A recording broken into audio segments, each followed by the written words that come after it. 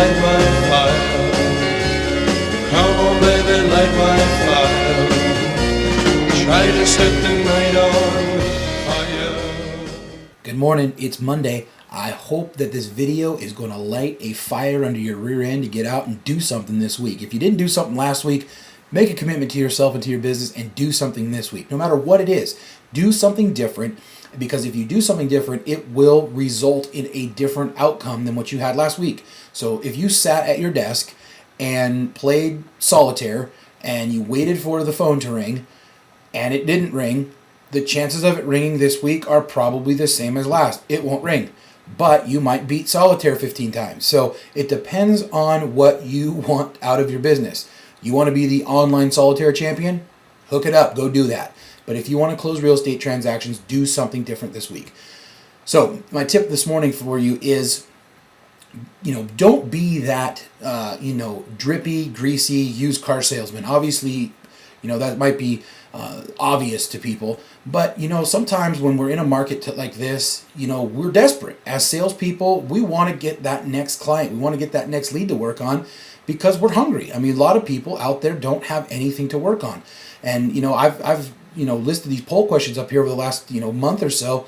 And a lot of people are saying, I don't have anything to work on. I don't have any leads. I don't have any transactions. So what happens is, we get out there, we start, getting somebody who's interested, and we get over the top with them and we freak them out. So don't freak the people out. Be cool. Just back off and let them make decisions. You provide them with the information that they need, make them feel comfortable, confident, answer their questions, and in the time, they will know that they can trust you. They can trust you with their business, trust you with their family, trust you with the decision that they're going to have to make over the next 30 to 45 days about where they're going to probably live for the next 5 to 10 years. So make sure that, I know that it's hard because, you get that lead that comes in and you want to get them out there and shopping and make an offer right away. But it's a common mistake that I'm seeing, because there are some time frames and urgent things about the first time buyer credit and those sort of things that you want to make sure that you get people into. But those, most buyers understand the framework that they're working within. They understand about rates. They understand about the programs that are going to be discontinued. So don't pressure, but just you be there when they need you, and don't be overbearing, because it will pay off in the end. You'll have a comfortable, confident client who's happy at the end of it, who is willing to refer their family and friends to you. You don't want to have someone leave a transaction feeling like they just bought a used car, because the home buying experience is not like buying a car.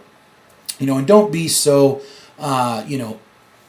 sales oriented, and also don't be so know about product knowledge. You've got to know about product knowledge, but don't beat someone on the head with statistics and beat someone on the head with this is the median home price in this area, so you're getting a great deal, and just blow them up with the numbers. Make sure that you're interpersonal and you're doing you're being their friend. That is the thing, as far as sales is concerned, at least in my own opinion, and what I've done in the last 12 or 13 years in this industry has just been hands off, give them what they want when they need it, and they will eventually become a client. So hopefully that helps. And I know because of the urgency about some of these time frames, and even your own personal financial situation, I know that the market is very, very tough right now. So you get that interested person, you want to get them into escrow as quickly as you can, and you just don't want to feel like you're pressing people into making that transaction work out for your best interest. You want it to work out for their best interest on their time frame. So anyway, hopefully that helps. It helps you get an even flow and keel, because that transaction will eventually close. Also, I want to talk about what potentially could happen this week with rates. I mentioned last week about what had happened in the credit markets, the consumer credit markets, and retail spending, and how that is more than likely going to affect mortgage rates this week. And I would expect rates to be at historic lows this week. I mean, someplace in between, 4.5 and 4.75 on a conventional loan, and probably 4.625 and 4.875 on FHA loans.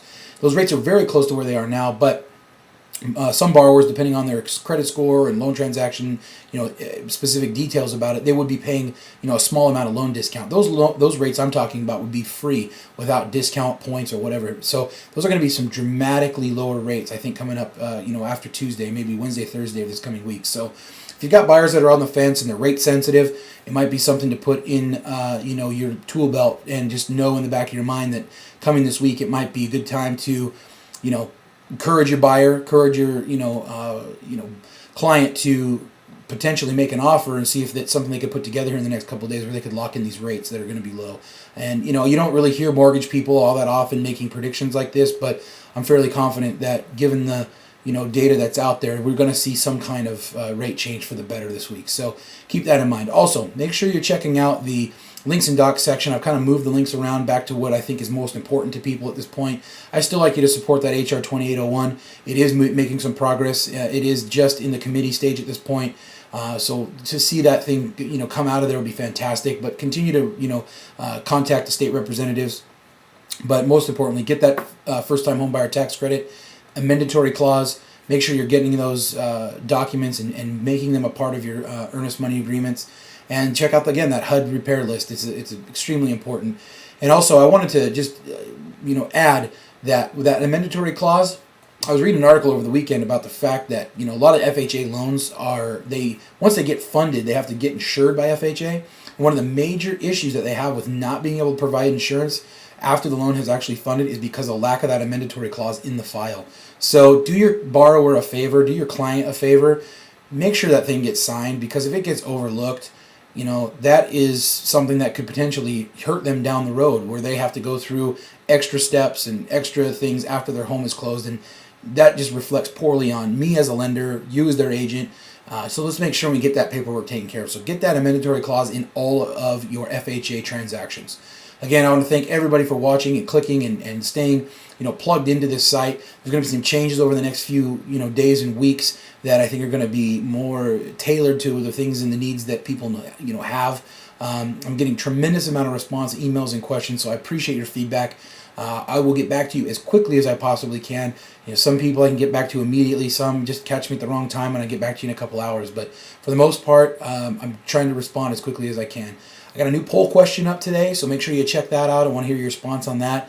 And, I hope everybody is gearing up for another good week. You just take this 1 week at a time. You just take it 1 week at a time, get through the week, get a new client, get a new listing, whatever it might be, you take it 1 week at a time. And if we do it that way, everything will be good and our world will get back to being wonderful again. I'll see you tomorrow. Red roses too, I see them bloom for me and you, and I think to myself, what a wonderful